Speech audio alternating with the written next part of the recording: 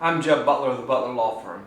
I wanted to talk with you today about a $4 million settlement in a car accident case that our firm obtained. Behind me is a picture of our client, whose name I won't use today, but he was a great client. We were happy to represent him. As you can tell from the picture, he was really seriously injured in the car accident. It left him paralyzed from the waist down. We'll start by taking a look at the scene of this collision. It occurred here in Atlanta, Georgia, at the intersection of Martin Luther King Drive and Northside Drive. And it was a really serious collision, as you might expect. This is a picture of the Kia Sportage, in which our client was a backseat passenger. And here is the vehicle from another angle. Our work in this case our investigative work started, as it usually does, with a copy of the police report, which is here. The police report wasn't very clear about who was at fault for the collision. It has here, you can see the way the officer has this drawn up. I know it's a little blurry, but this is Unit 1, which represented the Kia Sportage in which our client was a passenger, and this down here going straight was Unit 2, and that was a Chevy Tahoe. So according to the officer, he had the Kia in which our client was riding making a left turn and then crashing into a Tahoe that was going straight. This would suggest that fault rests with the driver of the Kia. That was a bad thing for our client because the driver of the Kia had absconded. He'd left, no one could find the guy. And there wasn't a way for our client to make any meaningful recovery against the driver of that Kia, which of course was a big deal because he has Lord knows how many medical bills, like into the millions of dollars in future medical bills, and he's in a wheelchair now, and there was a lot going on, obviously, but we weren't going to be able to collect anything from the driver of the Kia. So this was a bad police report for our client. We can scroll on down and we'll get eventually to the narrative section, and we're not going to read all of this, but the officer talks about having spoken with one witness who, according to the officer, observed vehicle number 1 enter the intersection, enter the lane of vehicle number 2. That is, the officer is claiming this witness told him, we'll call this person witness 1, that witness 1 said the Kia entered the lane of the Tahoe, which is consistent with this picture.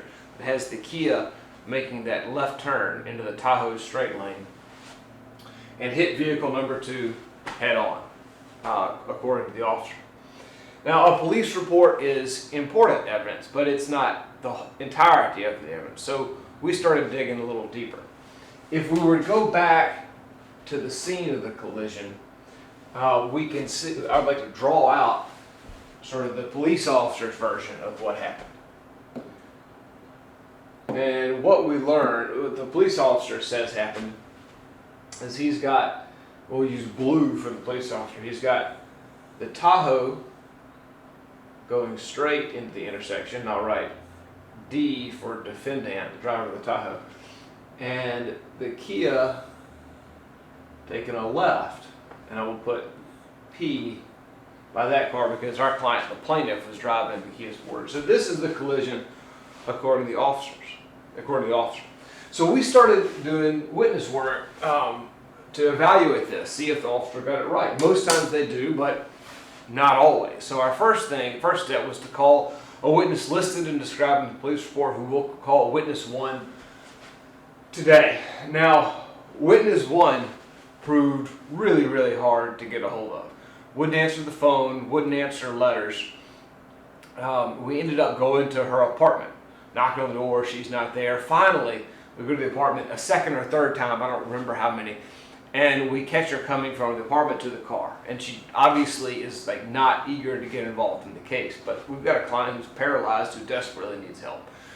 So we tell her that, explain what's going on. She says, okay, I'll give you 10 minutes. And she told us something really important. She said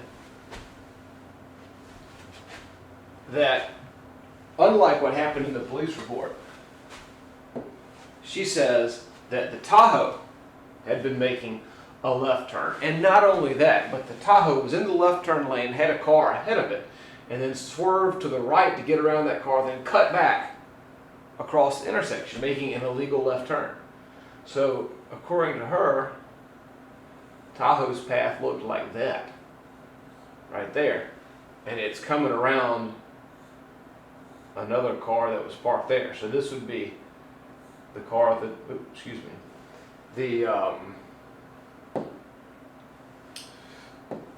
the defendant, i.e. the driver of the Tahoe. This is a really big deal, and this witness wouldn't give us much time, so we needed to confirm that testimony as fast as possible. I got out my little legal pad and we wrote up a statement for her, reviewed it, made sure it was right, and then she signed it. We can scroll on down, we'll get to the important part here. And she confirmed, signing the statement in writing and initialing it down here in the bottom, that the gold Tahoe was in the left turn lane. There was a vehicle ahead of it in the left turn lane. The gold Tahoe swerved around the vehicle, swerving to its right, and then made an improper left turn. So this is a really big deal to us because it changes the nature of the collision entirely. She also goes on to say that that's what she told the officer on the day of the wreck, and she doesn't know why he wrote it down wrong. But she says, what I told the officer working the wreck is the same thing that appears in this statement. So this is a big deal. It's still only one witness. Now, you know, this witness saw the collision, the officer didn't, but we still can't have one person against one person. So we keep working. There's another witness listed in the police report. At least the name and number is listed. Although the officer's narrative doesn't describe anything about what this other witness said. Well, we got a hold of that witness too. Met him where he lived, and then over his kitchen table sort of worked things out, figured out what he remembered, and confirmed that.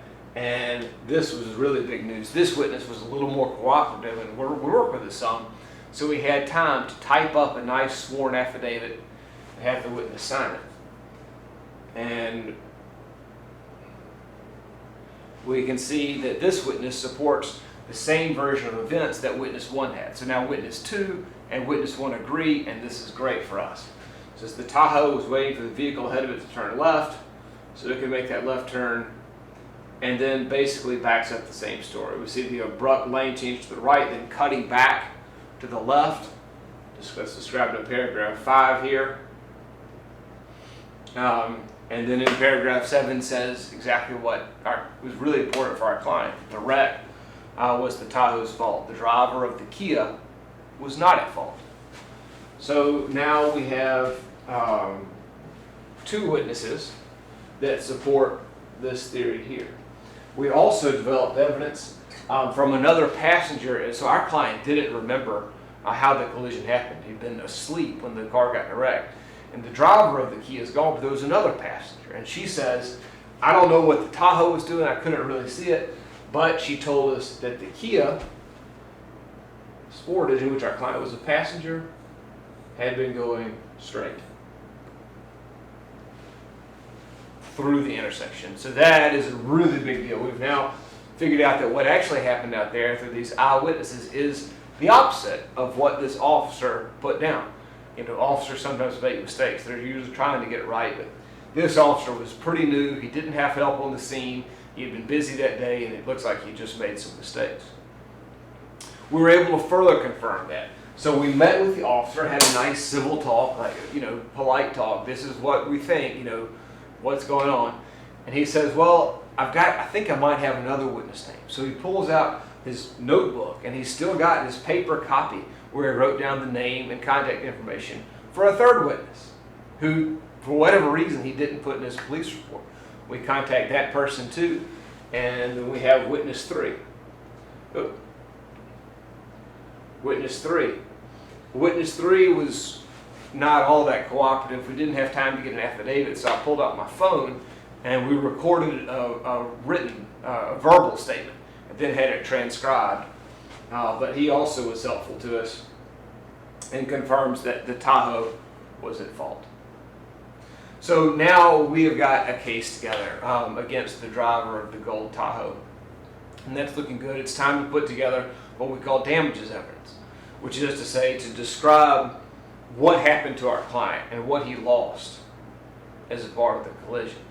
And obviously, that's going to include things like his past medical bills, which are huge, and the surgery he had in his lumbar spine. You can see the hardware he's got in there, and he's in a wheelchair. All these things are clear, but you need to go back and take a look at how he was before the collision, how it affected him. You can probably tell somewhat from this picture that he was young. Our client was 19 when he was involved in this collision.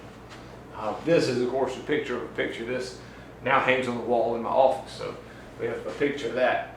But here are some pictures of our client before the collision, before he was paralyzed. He was a nearly professional grade dancer. The guy really had a future in dancing. Here he is doing a dance workout with a partner. He'd done a little bit of modeling, and this is one of him having a good time and doing some of those modeling stuff. Here he is performing on stage at his high school. Our client was some people are just born performers, and he was one of them. Here he is at his senior prom. And here now we're after the collision. One of my favorite things about working with my client was that he was tough and he kept positive.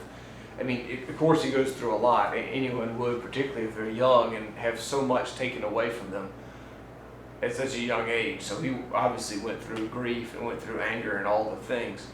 But he was resilient. He kept performing. Here he is singing. I think he was on a trip to the beach with his mom in this one. I don't remember exactly, but anyway, he's doing karaoke, obviously in his wheelchair.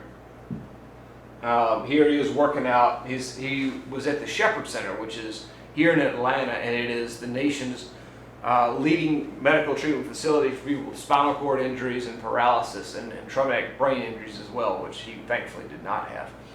But they've got him on a special apparatus with some equipment around his legs so he can work out, keep his body fit, and stay strong. And Shepherd Center really is wonderful. They try to give their patients, things to go do that they still can do. And our client was not a deer hunter, but they offered to take him deer hunting, and he says, "Yeah, I'll go." So here is our client in a deer stand, and he was actually successful. He did shoot and kill a deer. So that wraps us up on the pictures. This was a case that the insurance company had a chance to settle early on, but did not. And for that reason, we were able to do the unusual thing of collecting more than the policy limits. That doesn't happen all the time, but it is what worked out here. So I was getting ready for trial. The insurance company was, very reluctant to pay significant amounts of money. I was getting ready, finishing up my opening statement on a Saturday night before a trial that was scheduled to start Tuesday morning, when the defense finally made an offer that my client decided to accept. So the case ended up settling for $4 million.